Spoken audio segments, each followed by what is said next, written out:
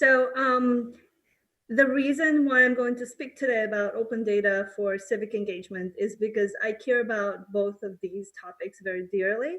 In the past, I have worked in Moldova and currently work both in Moldova and Central Asia and DC, mainly promoting open data, but also civic development and civic engagement for political participation. So this event today, Artur, thank you for the invite. It's a great opportunity for me to merge those topics that I care dearly about and speak to both of it on this venue.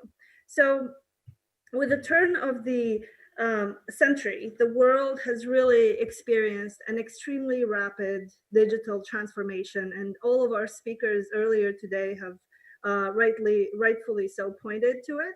Over the last years, we changed how we communicate, and here social media has literally overtaken our lives. We've gone through tremendous economic uncertainty. There is democratic and political shifts of all sorts, and demographic changes, people moving around the world, innovations in finance, technology, and science. These all have really gradually impacted how we learn about the world, how we do business, how we work, and how we engage politically and civically.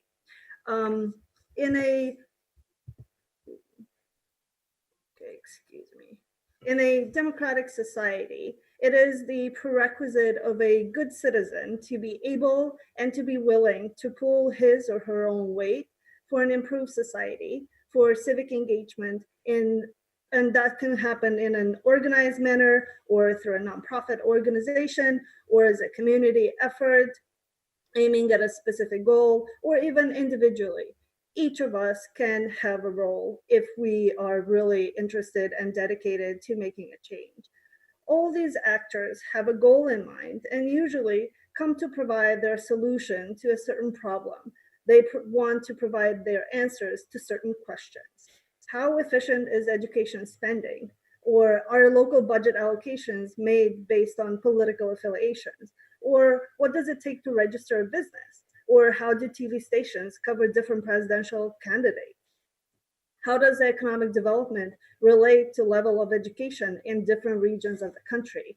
What are the population groups most affected by COVID-19 and how? Many individuals and organizations in countries around the world collect a very broad range of different types of data in order to perform their tasks, engage in governance, right? Doing their job.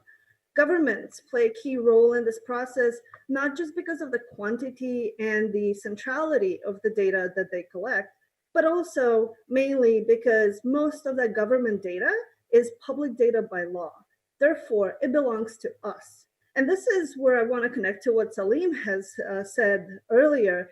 Digital creates abundance.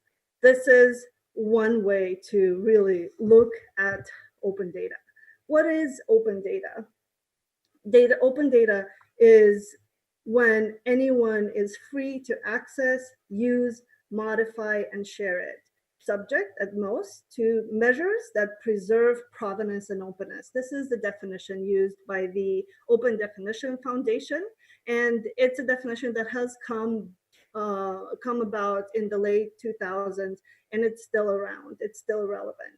Data that is truly open generally has the following characteristics: is accessible via the internet in a digital and machine readable format, what that meaning that they can be downloaded in an open format and can be read, processed by software. And then the users have a legal right to use it.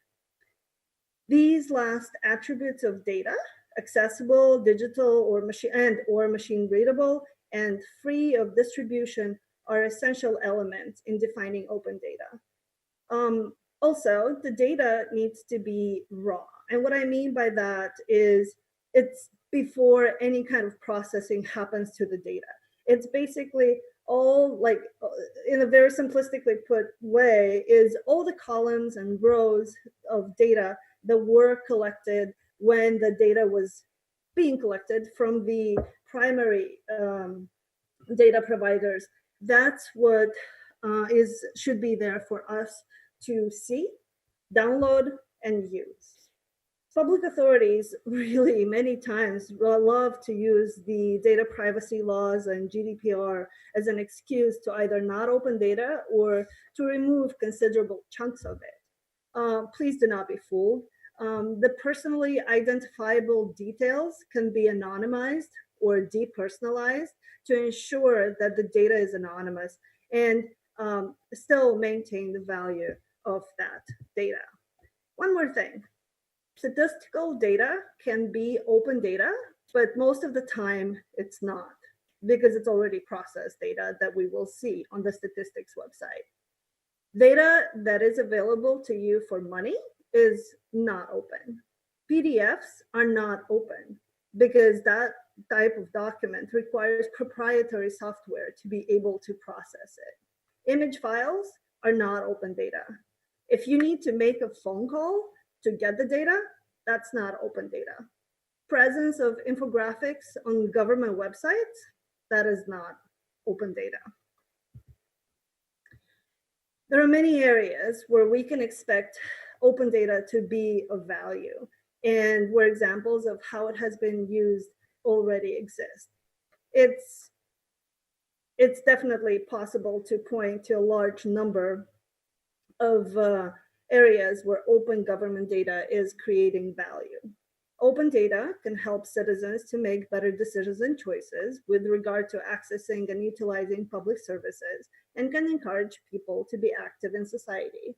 For example, people have the data based on which they can choose to go see a doctor or get a copy of their birth certificate during a time when those offices are less busy. Open government data also provides business opportunities by driving the creation of innovative ventures and services of social and commercial value. For example, one of the world's largest agriculture insurance business was created based on weather and harvest data combined with geolocation data. All of this data was available in the public domain. All they had to do is take it, analyze it, develop an algorithms, and start selling agricultural insurance. But most importantly, open data brings government transparency and accountability in focus. Open data allows people to know what the government is doing on their behalf, and thus giving them the relevant insights that they need to make their own decisions. At the same time, citizens must also be allowed to easily track government's action, including government's uptake of their contribution. After witnessing their impact or absence of it, engaged citizens can be satisfied or, on the contrary, mobilized out of discontent. Some of the most downloaded and used open data are usually the one that includes financial information, data about crime, geospatial data, weather, public transportation, education, etc. Please do note that in different countries, open data initiatives can be organized in different levels. So do not assume that any country is going to simply have an open data portal and you're going to go there and all of the data is going to be available there. Some countries prefer a country level approach, which is exactly what I just mentioned, an open data portal, which centralizes all the data opened by the government. Others prefer to offer a city or a subnational level kind of approach. So each of the municipalities, bigger municipalities, would have their own efforts to open up the data, and then regions may do the same. Others allow different opening of data processes to be tied to sectors or topics or organizations. So Ministry of Health is going to have its own open data portal, and then Ministry of Education will do the same, and Ministry of Interior will do the same. So it's all okay. Either of the approaches really works. But the only thing here is that what is essential is that this data, there's a government-wide kind of policy to the way data is being open to ensure that all of this data is comparable across, and people can download the data sets and actually make sense when they want to compare Ministry of Health with data with like spending with the budget allocated from the state budget data, right? So that's kind of the logic in how to to open up data. One thing that I really want to emphasize on is the data biases. It's extremely important. And just to showcase this, I want to provide an example. Imagine this. Let's say that the capital of a country, and let's call the country Fredonia, just to avoid any kind of association to real examples. They've asked its inhabitants to report potholes in their neighborhood. Based on this information, the public authorities will allocate the money to fix those potholes. Looking at the geolocations of those potholes, one may be tempted to draw the conclusion that those neighborhoods have the worst roads, and maybe that they have taken the most resources for road repairs. Be aware, please, that that may not necessarily be the case. One, we don't know how this crowdfunding was really conducted and to what extent the information about the campaign was made available to everyone in the community. Two, it's usually people who are better off financially who are going to have mobile data on their phones and who are able to take pictures of those potholes and send it on the spot for accurate geolocation. Thus, not all data on all potholes would have been reported accurately and or in a timely manner. When you're more likely to report this data on potholes if you're driving. Thus, automatically you are in a better financial position rather than those who are actually walking to the bus station.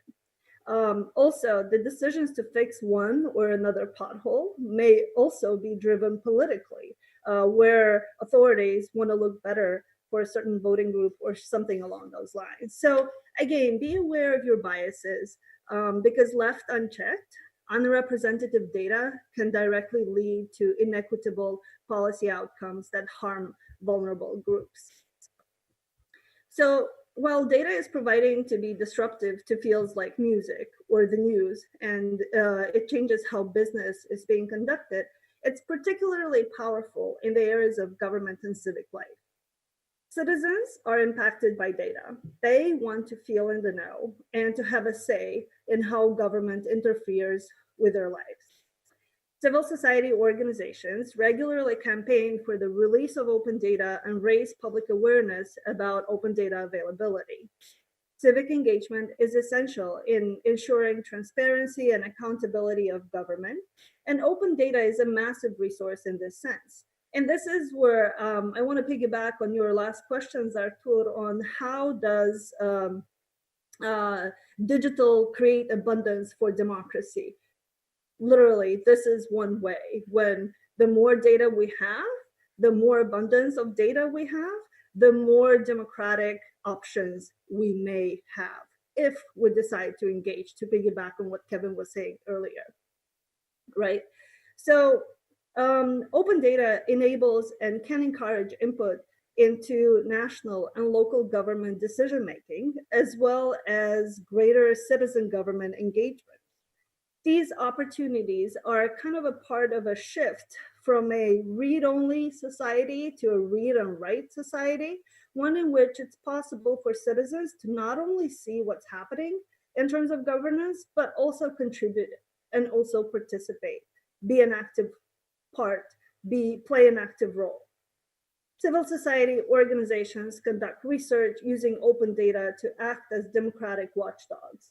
When data is lacking, civil society often collects and publishes that missing data to drive advocacy and raise public awareness, to fill the gap in government data and to support its advocacy for policy making.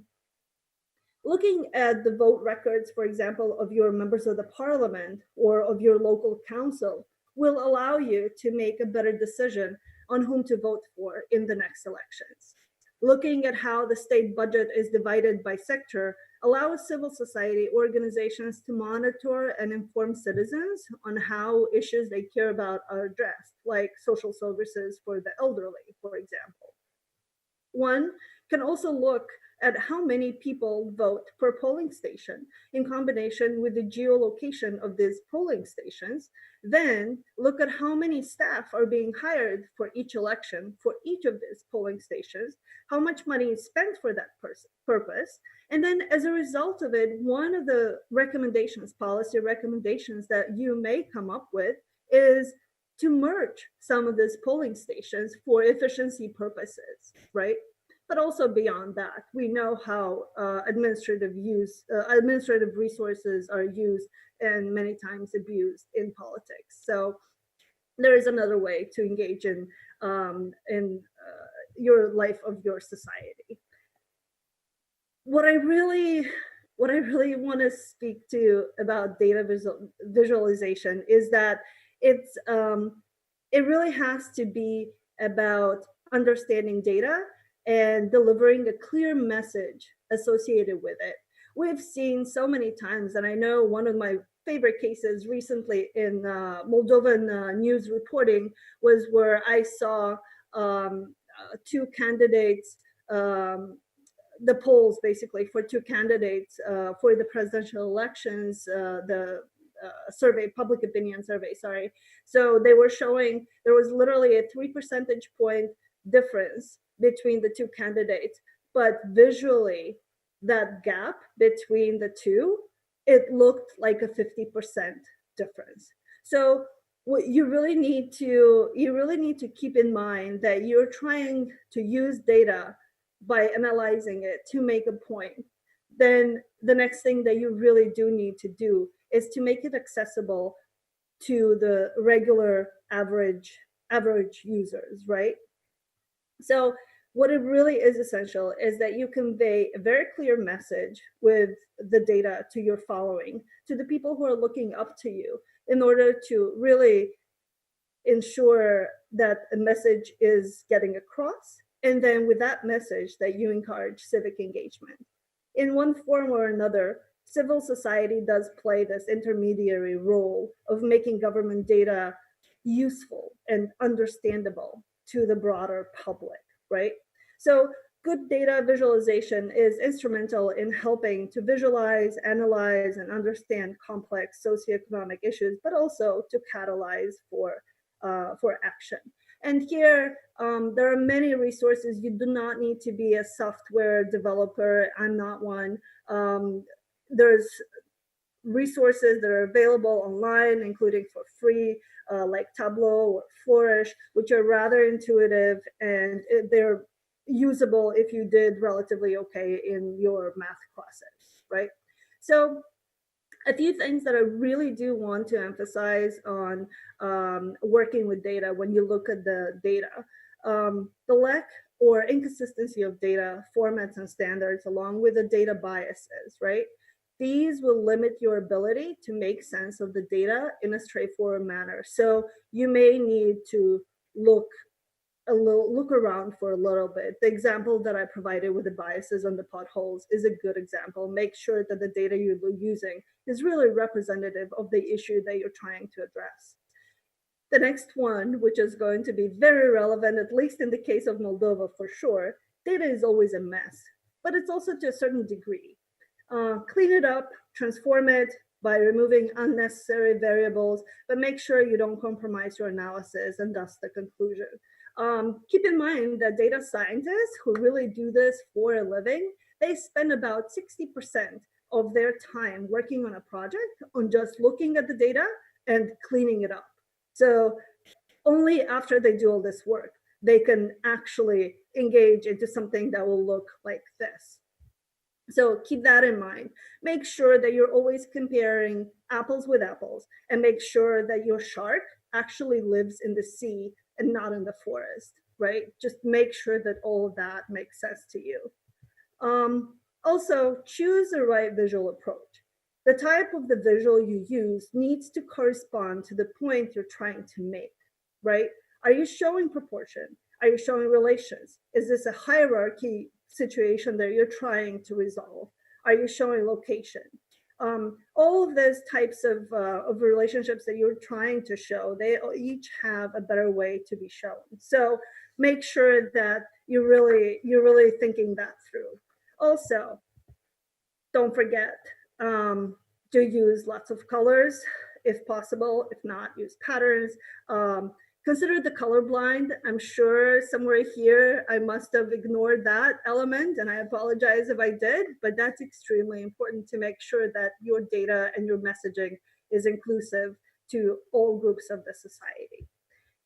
But really, the most important thing after you've done this much work is tell your story. Remember the reason of why you did all of the work. What were the questions you were trying to find answers to? Use the data to back it up. Are you satisfied with the answers you got? Again, use the data to back it up. Is there a way to do better? What is it? Use the data to back it up. We all know it's an art to tell stories, to engage audiences, and even more so, to inspire for action when it comes to both those in government and the civil society.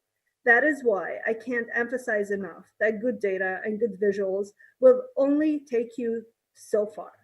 You really do need to tell a story with an introduction, a main body, and conclusion, like in class, literally, like in fifth grade. Even if the topic is extremely serious, try to convey the message and the information in a somewhat entertaining way, in a way that people really can relate to.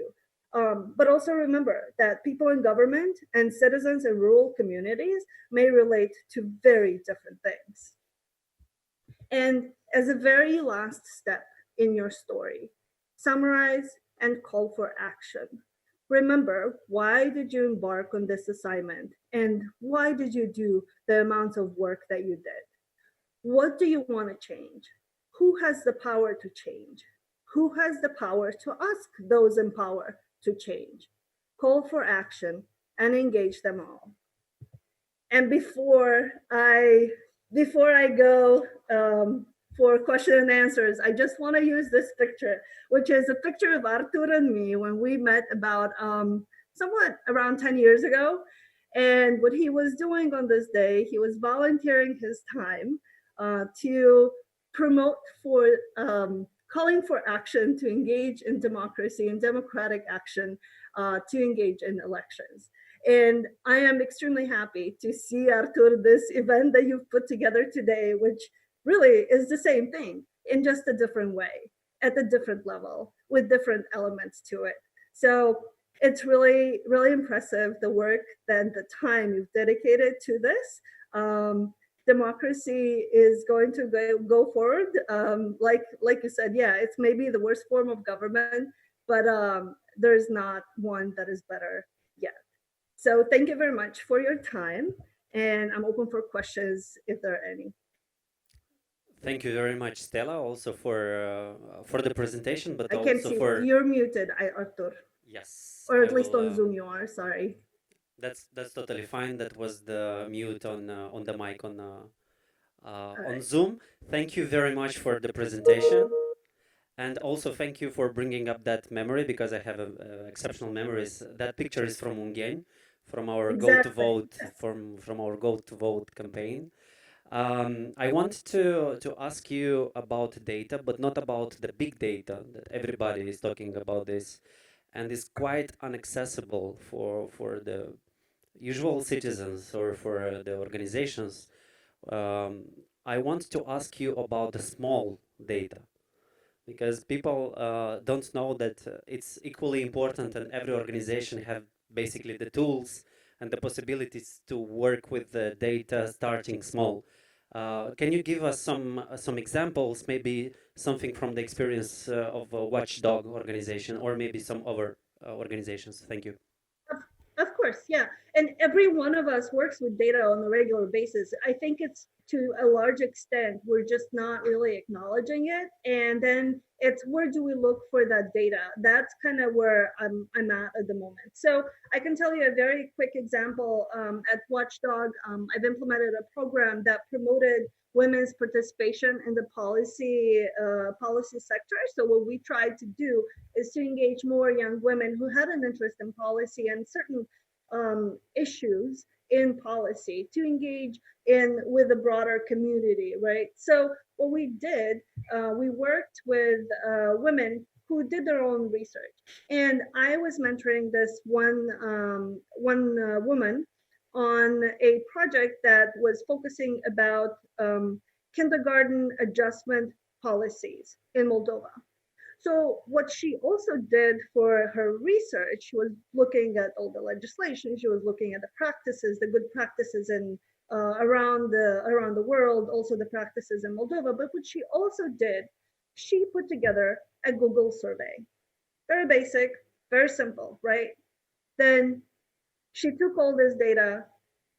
Well, what she instinctively did initially, she did some print screens from the Google survey tool and just pasted those in our presentation. Those were simple pie charts. They're fine, but they're not really showing that much of the message that she was trying. It was just numbers that were in a pie chart form. That was it. So what we really did, we looked at it and tried to cross-tabulate. We did our own Excel sheet where we put it together. We connected the variables, right? So if you are from the rural community, then how likely are you to actually look up and read extra information on those practices? How likely are you to ask, for more and all of this stuff? And then it made more sense. And then that really backed up both her theory, like of how she was seeing the issue being the problem in our society in Moldova, and then also helped her make the argument that one, it's not that people won't engage on those practices. Mainly, people didn't know, and she had the data to back it up. But again, what we really did with micro data or mini data, to call it that way, we literally just looked and tried to play around with it. I have to caution everyone on this though, because if you're really good at interpreting data, you can make very different points with pretty much the same data. So you really have to look at it, and again, like, make sure that you're doing it for a very good cause, for the civic engagement, and you're not just manipulating data. And make sure that the government does the same thing. When they put up a infographic on their websites, make sure you actually look at it and make sure when they say that 90% of the kids are actually, doing fine online, don't just look at those who are doing fine online. Look how many of them are actually online of the total kids that are going to school. Look how many of them have access through a actual laptop rather than their little tiny phones. Like, how efficient is it to learn through online system, not just because you can play a video, but actual like efficiency for learning. So again, like, make sure you check in the biases and make sure that you're comparing apples with apples. Make sure that your shark really is swimming in the ocean and it's not walking in the forest. Thank you very much, Stella. Thank you for your time and for the presentation. And hopefully, we'll see you soon back in Moldova. Looking forward to it, indeed.